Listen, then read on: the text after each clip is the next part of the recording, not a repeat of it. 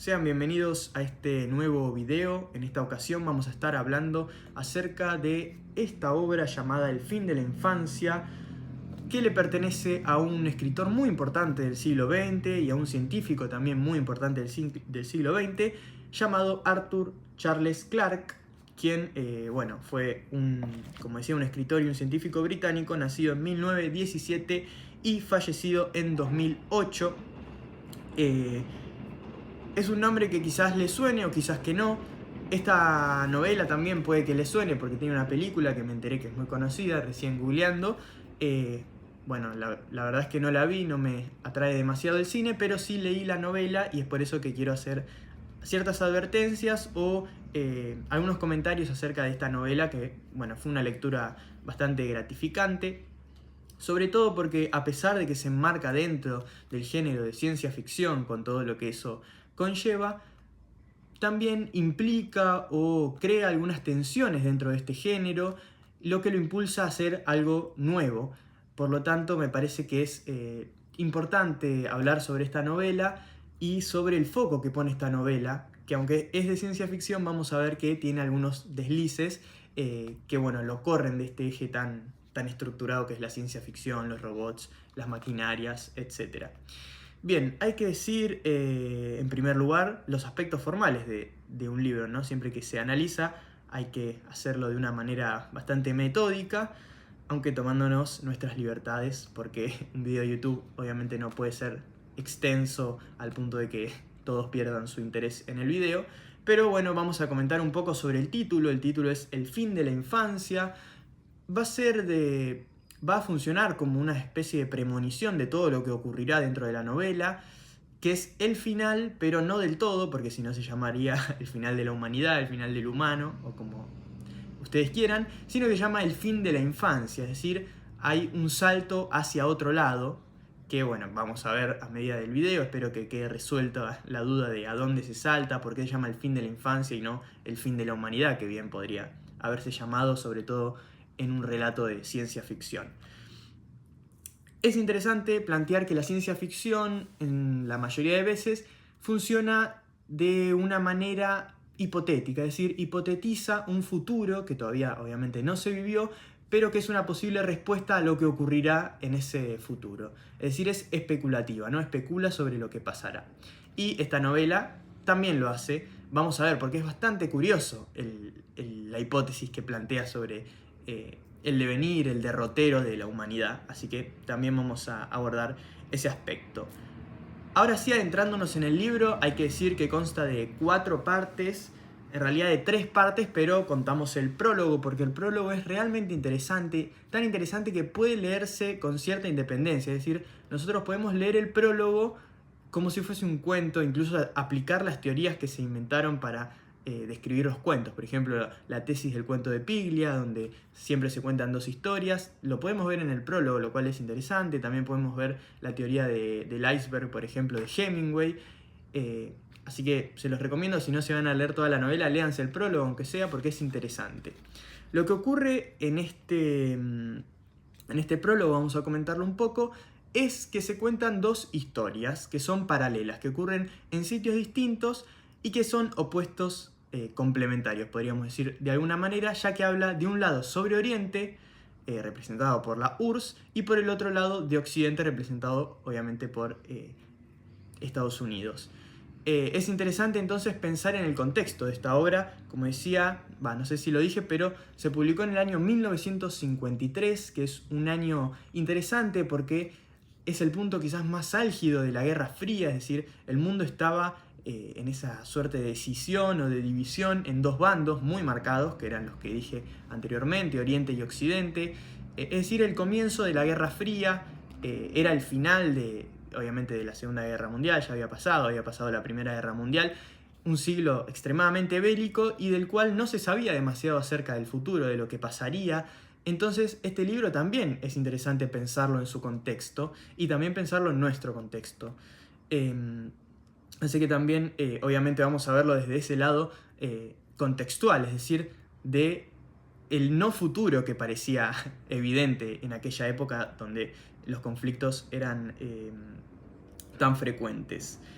Ahora bien, Dentro de este prólogo, entonces decía, se cuentan dos historias paralelas, la historia de los rusos, la historia de los yanquis, que estaba enmarcada dentro de algo llamado la carrera espacial, es decir, ambos estaban muy interesados en conquistar el espacio, el mundo desconocido, tanto los yanquis como los rusos. Entonces, en el libro se describe esas escenas. Se describe, por ejemplo, obviamente siempre desde un lado de una mirada occidental, porque el autor era británico, se los describe a los rusos, por ejemplo, que tenían muchísimos militares en las bases, más militares que científicos. Se lo describe a Estados Unidos como un país próspero económicamente, es decir, que tenía millones y millones de dólares. Está bastante estereotipado esta diferenciación. Lo interesante es que cada uno tiene miedo del otro, es decir, los rusos tienen miedo de los estadounidenses y los estadounidenses tienen miedo de los rusos o de los soviéticos en ese entonces. Y mientras se va formando esta historia paralela entre los dos, que bueno, ustedes van a poder leerla, aparece un tercer elemento disruptivo, un tercero en discordia, que son los alienígenas, o en el momento parece ser los extraterrestres, es decir, que le ganarían la carrera espacial a ambos. Esto es interesante porque el prólogo termina justamente con la nave espacial de los extraterrestres invadiendo la Tierra y no las naves de la Tierra invadiendo el espacio exterior o las estrellas como se presentaba en aquel momento. Así termina, así aparece, surge, como decía Hemingway, esta historia oculta que está durante todo el prólogo pero que recién aparece al final, y nos adentramos ahora sí en la primera parte de la novela, llamada La Tierra y los Superseñores. Los superseñores son estas gentes, si se quiere decir gentes, en un término de Barthes, en tanto que el extraterrestre es construido a partir de lo que ya se conoce, por lo tanto el superseñor vendría a ser una especie de burgués, de pequeño burgués que viene desde el espacio exterior. Pero para no irnos por las ramas, vamos a hablar sobre esta primera parte llamada La Tierra y los Superseñores. Como decía, en esta primera parte se describe la llegada de los superseñores y aparece uno solo con nombre, que es conocido hasta el momento, que se llama Karelen. Este Karelen es el encargado de comunicarse con la gente que estaba, digamos, con los habitantes de la Tierra a través de ciertos comunicados y con un inglés bastante perfecto. Esto era raro porque, bueno, hablaba inglés no como idioma natal, como ya veremos, pero sí con una absorción muy rápida de saberes y de conocimientos. Entonces conocemos solamente a Karelen. Entonces a partir de esto obviamente se arman distintas disputas. Voy a soltar el libro porque lo estoy teniendo al lado mío. Lo voy a abrir para ir leyendo y recordando algunas cosas. Se arma una disputa, entonces decía, entre dos bandos en la Tierra, digamos. Se crea la Liga de la Libertad, es decir, los hombres que estaban en contra de esta invasión de los superseñores, porque decía, ¿por qué nosotros como humanos vamos a tener que tolerar que venga alguien a infligir un orden si nosotros, digamos, somos autónomos, somos seres independientes? Y por el otro lado estaban aquellos que decían, bueno, esto quizás sea beneficioso para la humanidad, ¿no? ¿Por qué digo esto? ¿Por qué podría ser beneficioso? Bueno, justamente porque los superseñores acaban con la corrupción, acaban con, por ejemplo, la tauromaquia, acaban con la crueldad animal, acaban, por ejemplo, con el racismo en Sudáfrica. Es decir, tienen cambios significativos, positivos para la humanidad que llevan a decir, bueno, esto quizás sea beneficioso para nosotros. Sin embargo, nos estaban arrebatando la libertad, que es lo que se plantea desde el otro bando. Entonces, en esa tensión es que se va a mover este primer capítulo. Stormgreen, no sé cómo pronunciarlo, es el hombre elegido, digamos, para comunicarse con estos seres de otro planeta. Fíjense cómo es muy, muy lineal, ¿no? Hay un superseñor con nombre y hay un hombre de la Tierra con nombre que pueden comunicarse entre ellos y que funcionan como mediadores de dos mundos que a su vez están muy generalizados, porque luego todos los superseñores son iguales y luego todos los hombres o todos los humanos son iguales, en tanto que aparece un francés, un finlandés, un ruso, un yanqui, aparecen de todas las nacionalidades y no tienen demasiadas diferencias entre ellos. Incluso van a ver cómo aparecen y desaparecen personajes, cómo se salta de tiempo, cómo se salta de espacio, y no parece importar. El foco está puesto en otra cosa. Los personajes son arquetípicos, digamos, representan a toda la humanidad o representan a todo lo extraterrestre. Esto es muy interesante también para ver. Como vemos, entonces, como decía, Stormgreen en esta conversación que mantiene con Karelen se da cuenta que los superseñores se presentan como guardianes. Esto era raro porque los extraterrestres no es que vienen a invadir, que vienen a destruir el mundo, sino que vienen a ser guardianes del hombre. Algo que por el momento no tiene mucho sentido, pero que Stormgreen es casi que en soledad quien decide creer en esto que le dicen los superseñores. Y a su vez, estos superseñores aceptan que no son autónomos, sino que son mandados por una mente superior que va a aparecer a lo último del libro, pero de lo que no se sabe nada, ¿no? Como que ellos simplemente son eslabones que tenían que hacer eso en ese determinado momento, y por eso aparecen en la Tierra. Hay entonces una disputa también entre la religión y la ciencia. Los superseñores, o Karelen, dice que ellos son la ciencia, que son el progreso, y que iba a ser difícil entrar en el mundo porque la religión vendría a ser ese ocultismo o más místico, digamos, más metafísico, aquello que no se basa en lo empírico, sino que se basa, bueno, en la fe, en las creencias, en lo que todos sabemos, y que cuando la ciencia demuestre su superioridad, la religión iba a terminar. Pero es muy muy interesante esto, porque la religión aparece en el mundo como una característica indisoluble de la humanidad. Es decir, la religión ha existido en todos los pueblos del mundo y existirá en todos los pueblos del mundo porque es una de las características principales del humano. ¿Qué nos hace humanos? Es el título de este video, y es interesante ver cómo lo plantea este libro, o este casi ensayo científico novelístico. Una de las respuestas, como digo, entonces, es la religión. Vamos a entrarnos en esto más adelante. Y otra respuesta es el arte. El arte y la religión como aquello que los superseñores no pueden entender, aquello que accede a los extraterrestres y que le pertenecen al humano y que lo mantienen en una tradición cultural, digamos, milenaria, que es algo también, como digo siempre, muy interesante. Bueno, acá un poco lo que decía antes, el tiempo en la novela es vertiginoso, es decir, se va, viene, hay saltos temporales de 50 años, es muy interesante esto porque la trama, digamos, no es demasiado lineal ni demasiado cronológica, sino que tiene saltos para todos lados, hay que estar muy atento, y a su vez esto hace obviamente muy rápida la lectura, es un texto que se lee fácilmente. También, como decía, los personajes no importan demasiado, hay muchísimos nombres, solamente hay un nombre o al menos 2 o 3 nombres que nos van a interesar, pero el resto básicamente no nos va a interesar demasiado. Ya vamos a ver cuáles son estos nombres. Y luego se llega a una conclusión en este primer capítulo, que es la aceptación de ese otro. Como decía, los superseñores llegaron a la Tierra con sus grandes naves, que en el cielo parecían que había varias. Finalmente nos dicen que hay una. Esto es raro, ¿por qué dicen que hay una si en el cielo se veían varias?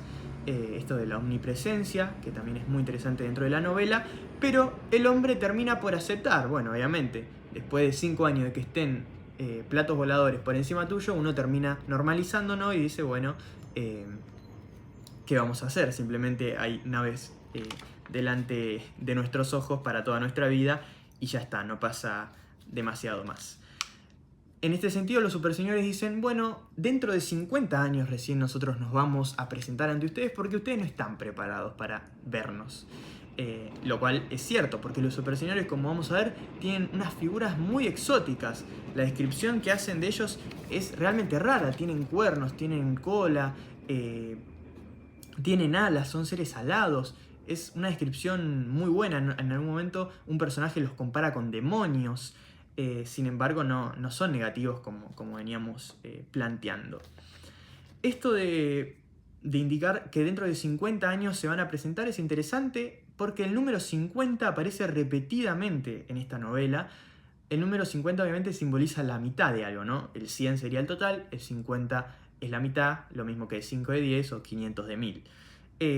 Esto es interesante por la Guerra Fría, por lo que planteábamos antes, porque también, como dice Barthes, se necesita un ser superior que exceda a estos dos bandos para poder influir temor y para poder organizarlos. Es decir, tanto la Unión Soviética como Estados Unidos, tanto Oriente como Occidente, se ven azorados, digamos, se ven superados por un ser superior que baja a la Tierra y que tiene a los dos, digamos, igual de sorprendidos y los iguala a un mismo nivel. Es decir, esto de estar en la mitad del camino es muy interesante, esto del número 50.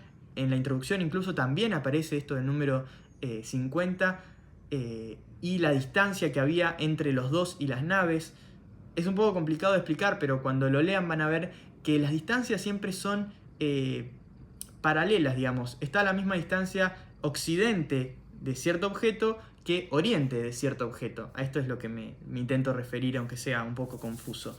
En este sentido, el 50 o la mitad viene a ser un número muy importante que tiene la función de unificar a estos dos bandos contrapuestos, a estos dos polos opuestos que, sin embargo, siguen siendo humanos, y al llegar un ser extraterrestre que excede a la humanidad, bueno, estos dos bandos ya no son contrarios, no son rivales, las guerras se terminaron con la llegada de estos super señores, sino que son todos humanos. Y para finalizar este primer capítulo aparece una gran elipsis, 30 años de elipsis, es decir, que se borran, que no se comenta nada en la novela, y aparece Stormgreen, este hombre que conversaba con Karelen, con 90 años, y reflexionando sobre la normalización de este encuentro, es decir, por qué nos parece tan normal que estén estos seres extraterrestres en nuestro territorio, y se resigna porque dice igual quedan 20 años más todavía para que se hagan presentes.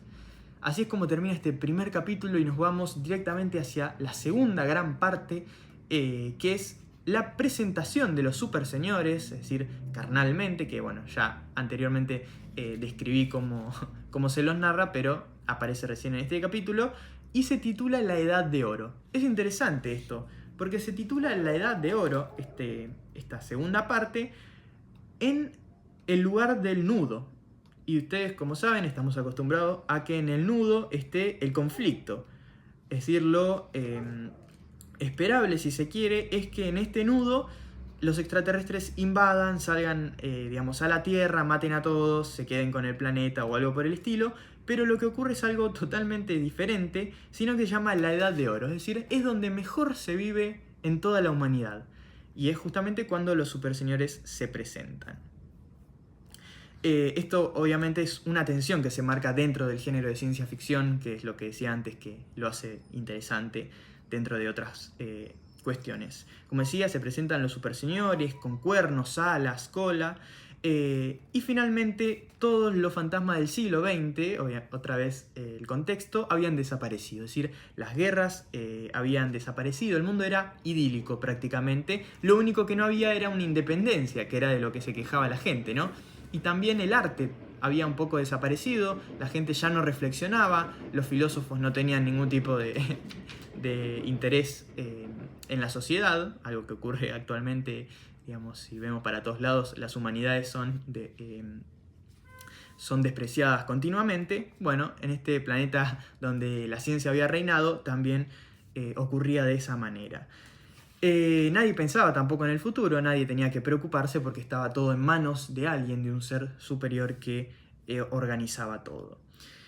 En este sentido aparece una de las mejores escenas del libro, aparece una fiesta que es interesante porque se plantea como un escenario concreto, y dentro de esta fiesta vamos a poder analizar un montón de cosas que no van a alcanzar en este video, pero que les recomiendo leer. Bien, lo que pasa en esta escena es que dos personajes nuevos que aparecen, que son George y Jean, van hasta la casa de un amigo de ellos llamado Rupert Boyce. Todos los personajes tienen dos nombres y depende de dónde aparecen con el apellido o con el nombre, por eso es medio confuso a veces. Pero van a la casa de este Rupert Boyce y entran. Rupert está con su esposa Maya, una persona afrodescendiente, una persona negra, que la describen como una mujer hermosísima, con rasgos griegos, una persona realmente hermosa que atraía a un montón de hombres y que la mitad, dice, de los hombres que asistían a la fiesta de Rupert era para ver la belleza de Maya, que era la esposa de Rupert. Lo interesante en este caso es que George no es como el resto de las personas y no le interesa esta vida normal en la que se toma alcohol, en la que se está con mujeres, etc., sino que a él le interesa indagar la casa de Rupert, que era muy grande y tenía muchos espacios. Entonces él empieza obviamente a investigar, subiendo hasta el segundo piso, donde se encuentra una biblioteca realmente gigante, porque Rupert tenía muchísimos estudios, y allí siente unos olores extraños hasta que se da cuenta que hay un super señor sentado leyendo psicología, leyendo a Freud. O sea, esto no se dice, pero bueno, podría estar leyendo tranquilamente a Freud. Entonces, obviamente, George estaba completamente sorprendido porque dice, ¿cómo hay un super señor en la casa de mi amigo Rupert? Que por su parte era un hombre que estaba muy metido en todo lo científico y que tenía muchísimos aparatos que no tenía el resto de las personas, pero también tenía un super señor que, déjenme a ver si encuentro el nombre porque es un poco complicado. El nombre es Rajaverak, me parece, o algo por el estilo, que es un nombre que incluso pareciera ser un nombre ruso, pareciera ser un nombre comunista. Incluso vemos que los superseñores lo que quieren es un estado mundial, o sea, casi que un mundo comunista. Esto es interesante para pensar también lo que dice Barthes en su texto Marcianos en mitologías, ya que dice, bueno, lo otro lo otro construido obviamente por Occidente se refleja en aquello que se demoniza, es decir, el otro demonizado, que vendría a ser el otro, el super señor, el extraterrestre, aquello que está por fuera de la humanidad, que es representado obviamente como objeto en los soviéticos, que son aquellos que son todo lo que no quieren ser los occidentales, para que se entienda esta idea. En este caso se emparenta, como digo, más a los superseñores con los soviéticos que con los occidentales. Esto es la idea redondeada. Bien. Entonces, como decía, George empieza a indagar sobre por qué hay un superseñor, medio que no se sabe responder bien. Lo que se sabe es que estaba leyendo psicología. Esto es muy interesante porque el superseñor no estaba leyendo cálculos científicos, sino que estaba leyendo psicología. Un tema humano, y nada más que humano, porque, como decía antes, era lo que ellos no podían comprender. Es decir, los superseñores, que envidian a los humanos, como veremos más adelante, no podían entender, si bien podían entender un montón de otras cosas científicas, no podían entender a la sensibilidad humana, al arte, a la filosofía, al pensamiento, a la psicología, a la metafísica. Y esto era lo que los tenía mal. Entonces, bueno, se encuentra representado en este superseñor que está leyendo en una biblioteca. Bien, George, sin demasiado para decir frente a este superseñor que le hace algunas preguntas pero no encuentra demasiadas respuestas, sale a tomar aire porque está cansado de la fiesta, está cansado de la gente, de las mujeres, del alcohol. Y una vez que está en el patio tomando aire, hay una escena también muy buena, muy linda, que se encuentra con un nuevo personaje. Pero este encuentro se da ante la penumbra, es decir, se da en la oscuridad. Ninguno de los dos está viendo, pero sí detecta la presencia del otro y sí habla.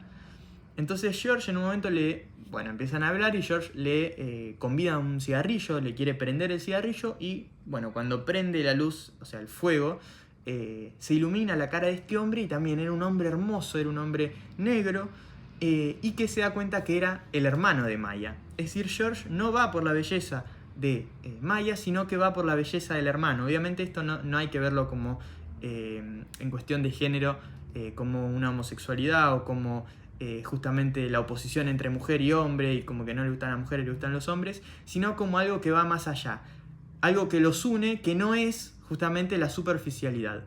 Y en este sentido lo que los une es estar en un patio fumando un cigarrillo y estando alejados de todo el resto de las personas y del barullo y del alcohol y todo lo que nombramos anteriormente. Y este personaje que se presenta va a ser muy importante, es el personaje que más está descrito, se llama Jan. No es Jean, que es la novia de George, sino que es Jan, y que es el hermano de Maya.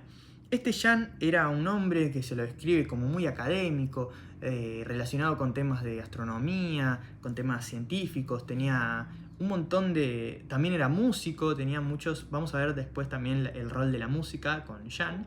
Tenía muchísimos atributos y era una persona súper interesante. El problema que se da en esta reunión es que, bueno, después Shan Jin parece un nombre chino o asiático para no ser cancelado, empiezan a jugar a la Ouija. Bueno, empiezan a jugar, no se dice Ouija, pero bueno, es un juego básicamente que te intentás comunicar con el exterior, digamos, con los fantasmas, con lo que sea, con lo metafísico. Y Jin, que es la esposa de George, no Shan, se logra comunicar con una voz que le dice la ubicación de una estrella, muy raro. Le dice un código que, bueno, no me lo anoté, pero que básicamente los superseñores se dan cuenta de que, porque los superseñores obviamente veían todo, se dan cuenta que le estaban dando la información de dónde se encontraban su planeta, su ubicación. Algo rarísimo. Y como vemos, Jin va a ser muy importante en esta comunicación también con lo exterior, porque va a ser quien engendrará a la nueva especie que vamos a ir viéndolo hacia el final, pero que sería el fin de la infancia y la renovación de la especie. Bien, Shan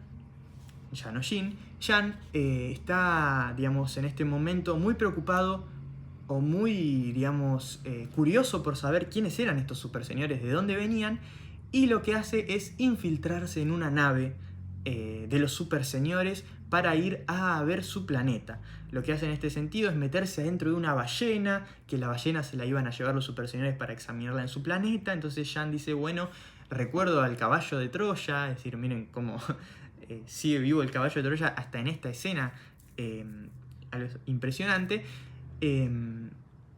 Y se infiltra entonces y se va al espacio. Obviamente los superseñores no son ninguno boludo, saben que está Shan dentro de su nave, pero bueno, no hacen nada para evitarlo, tampoco no temían demasiado y se lo llevan. Obviamente Shan sabe que por un cálculo matemático de cuánto tardaba el viaje, de la velocidad, etc., se da cuenta que cuando vuelva a la Tierra van a haber pasado 80 años, o sea, una barbaridad, por eso se despide de todos, de la hermana, de todo el mundo, y acepta los riesgos. Sin embargo, como veremos, es el único que va a sobrevivir, entonces es extraño, ¿viste?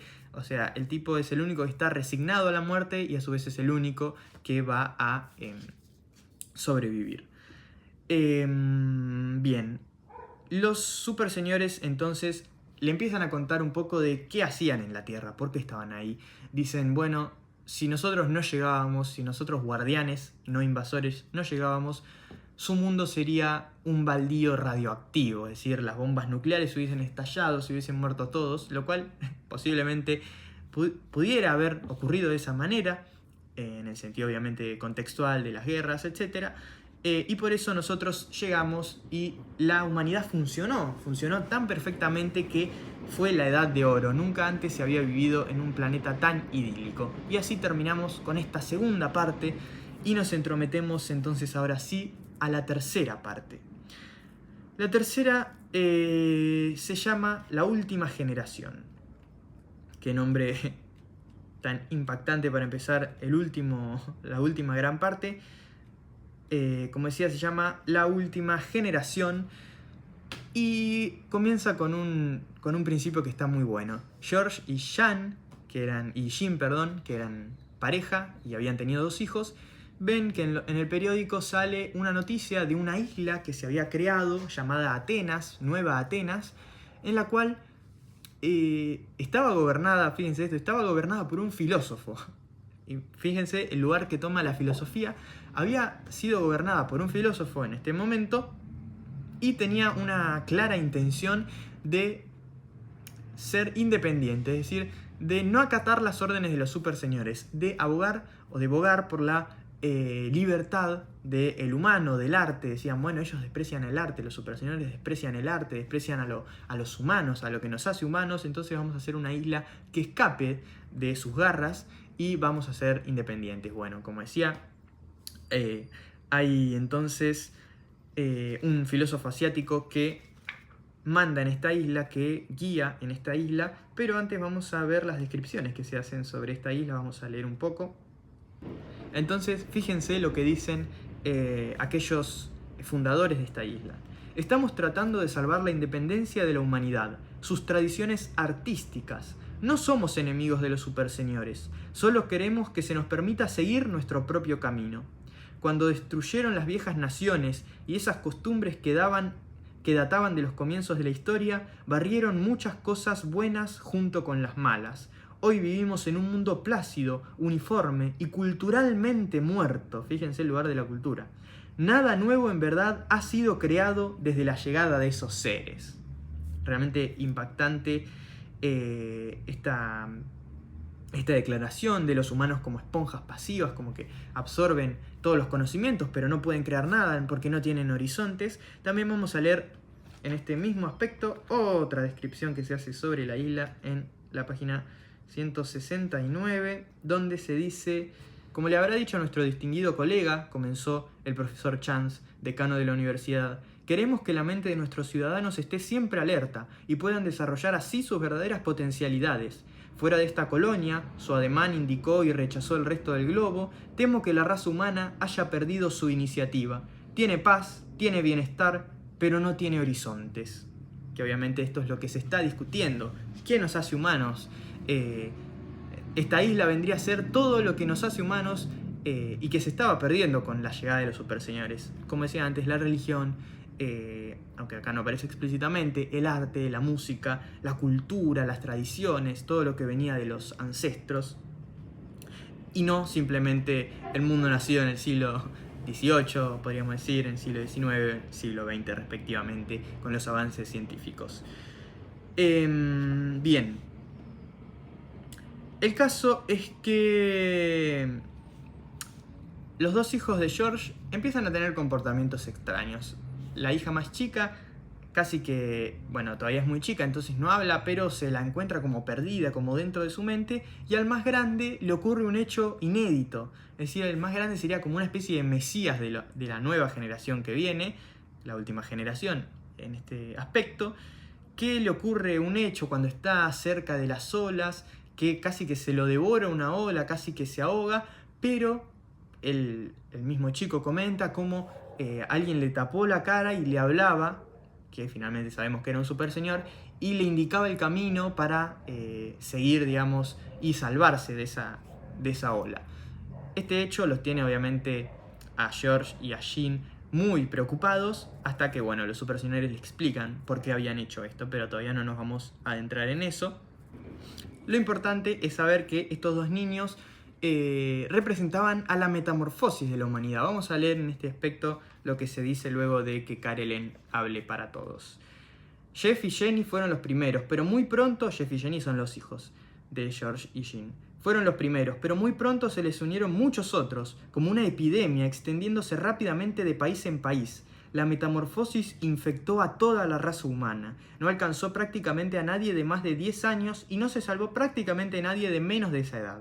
Era el fin de la civilización, el fin de los ideales que los hombres venían persiguiendo desde los orígenes del tiempo. En solo unos pocos días la humanidad había perdido su futuro. Cuando a una raza se le priva de sus hijos, se le destruye el corazón y pierde todo deseo de vivir. No hubo pánico. Lo hubiese habido, sí, un siglo antes. El mundo estaba ahora como entumecido. Las grandes ciudades tranquilas y silenciosas. Solo las industrias vitales seguían funcionando, como si todo el planeta fuese un sollozo, un lamento por lo que ya nunca sería. Y entonces, como lo había hecho en una ocasión ya olvidada, Karelen le habló por última vez a la humanidad. Es decir, miren cómo se describe, ¿no? Esta humanidad entumecida, dormida, cómo iba llorando el mundo en su totalidad. Las imágenes que utiliza Clarke son realmente fascinantes, así que recomiendo leer este libro si no lo leyeron, aunque este libro un poco ya está explicándolo todo, pero obviamente es inexplicable, inabarcable en un video de YouTube, y también si tuviese todo el tiempo del mundo tampoco podría explicarlo porque excedería mis conocimientos y mis razonamientos, pero lo que quiero decir es que es de una hermosura notable el texto y su escritura, así que recomiendo leerlo de todos modos. Bien, lo importante es que los nuevos niños, aquellos que tenían menos de 10 años, ahora eran distintos al resto. No se podían comunicar entre los padres y los hijos porque los hijos actuaban de formas muy extrañas, sus mentes funcionaban de formas muy extrañas, no les importaba prácticamente lo que tenían para decirle los más grandes, sino que funcionaban como independientes. Esta metamorfosis, esta transformación del humano, este fin de la infancia, como bien lo dice el nombre, ¿no? La infancia representando a la humanidad y el fin como, bueno, se terminó esta humanidad, esta civilización que conocíamos para abrir paso a una nueva humanidad. Bien, lo que sucede hacia lo último es muy emotivo. Es la despedida, ocurren dos cosas en realidad. La despedida de estos padres con estos niños, es decir, los padres se iban muriendo, incluso de soledad o de tristeza, se iban muriendo y se iba obviamente propagando la nueva especie, que eran los hijos de estas personas que habían vivido anteriormente, pero hay una referencia a la Primera Guerra Mundial, una comparación con esta soledad y esta tristeza que sentían los padres con los hijos que ya no eran de su misma especie, comparado a los trenes de la Primera Guerra Mundial que partían hacia la guerra sin saber si iban a volver. Es muy emotiva esta parte, está en la página 193 y dice de la siguiente manera. Podría haberse tratado del comienzo de la Primera Guerra Mundial o de la Segunda. Largas hileras de trenes repleto de niños se alejaban lentamente de las amenazadas ciudades, dejando atrás a sus padres, en muchos casos para siempre. Algunos pocos lloraban, otros estaban desconcertados y hacían con fuerza las pequeñas maletas, pero la mayoría parecía mirar valientemente hacia adelante, hacia alguna gran aventura. Bueno, fíjense, me parece a mí impresionante esta comparación de los trenes partiendo en las guerras con los padres alejándose de los hijos o los niños yéndose de los padres que prácticamente ya no los unía nada, ni siquiera la humanidad. Pero bueno, finalmente llegamos al último hecho, que es el de Jan. Jan, como había comentado antes, se había ido al espacio, estaba allá. Bueno, los superseñores muy amables le mostraron su planeta, le dijeron, bueno, no vas a encontrar nada demasiado lindo, son llanuras, hay edificios, hay puertas que se abren con sensores cuando se acerca a alguien, no es nada demasiado extravagante. Te recomiendo que te vuelvas a tu tierra porque, bueno, básicamente se está armando un lindo quilombo, así que estaría bueno que lo vayas a ver.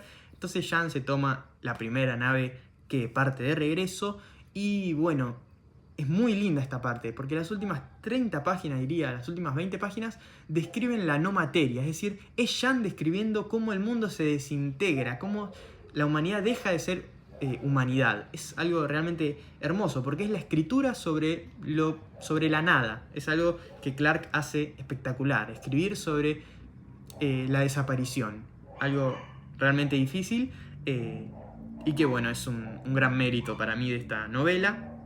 Es interesante que Jan en todo esto que él, bueno, se da cuenta que es el último humano vivo básicamente, que el resto ya no era de su misma raza, empieza a reflexionar sobre esto y lo único que pide, lo único que le interesa es que le alcancen un piano eléctrico y unas partituras de Bach, que es una idea realmente fascinante. La música como aquello que combate a la soledad, aquello que lo sigue manteniendo como un ser humano, el arte como impulsor de vida, nuevamente, que es una idea genial en todo este libro.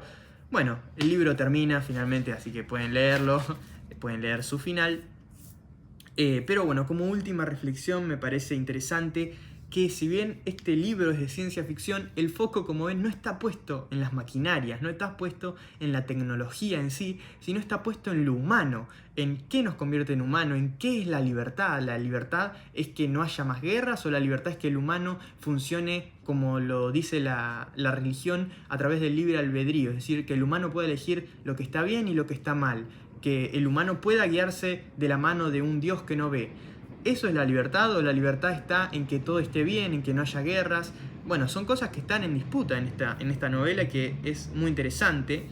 Y es tan interesante, o sea, el humano está tan ligado a esta libertad que cuando los superseñores hacen que le sean vedadas estas posibilidades de libertad, el humano solamente pueda seguir adelante como una metamorfosis, es decir, transformándose en otra cosa. El humano, que podríamos hipotetizar, digamos, en este sentido, que lo convierte en humano la capacidad de destrucción y lo que es peor, la capacidad de autodestrucción, que es todo lo que vimos antes. Recuerden en el prólogo, el mundo humano era una catástrofe, digamos, era una guerra entre dos bandos. Bueno, cuando le es vedada esta posibilidad a los humanos, cuando ya no pueden destruir, cuando ya no pueden autodestruirse, mueren. Lo único que les queda es transformarse, es ser otra especie, si se quiere superior o si se quiere distinta. Bueno, gente, reaparezco de este modo tan lúgubre porque, bueno, se me fue la luz de la vida, se me terminó la memoria del celular, entonces se cortó el video. Justo me llevó a grabar todo lo que hablé, esos 45 minutos que nadie los va a ver, pero que, bueno, van a quedar ahí en internet. Pero la última reflexión, espero que se haya entendido, digamos, esto de las cosas que me parecieron más interesantes del texto, la puesta en tensión que genera el libro con la propia ciencia ficción, cómo el foco inesperadamente no está puesto en los elementos como científicos o como inmanentes, sino en lo que nos hace humanos, es decir, el foco está puesto en la sensibilidad humana, en el arte, en la filosofía, en la música y no tanto en los robots, en las máquinas, etc. Y también esta última aclaración sobre cómo toda la novela gira en torno a qué es la libertad, cuál es la libertad y qué es ser humano, que son, bueno, grandes preguntas que se ha hecho la humanidad a lo largo del tiempo y que, bueno, este libro, digamos, contribuye a al menos propagar esa autorreflexión. Así que nada, espero que les haya gustado. Si quieren ayudarme con su like, con su suscripción, con sus comentarios, dejen comentarios, los voy a estar leyendo. Y bueno, sin nada más que decir, nos vemos la próxima.